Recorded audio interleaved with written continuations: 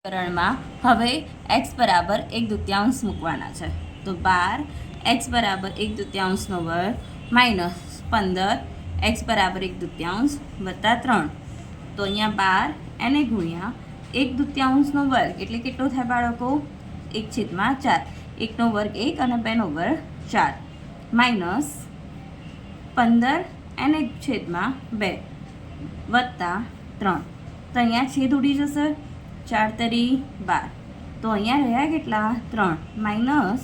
15/2 વત્તા 3 આ 3 વત્તા 3 માઇનસ 15/2 તો 3 વત્તા 3 કેટલા થાય 6 માઇનસ 15/2 હવે આનું લસા લઈએ તો 2 આવશે માટે 2 6 12 માઇનસ 15 આખાના છેદમાં 2 તો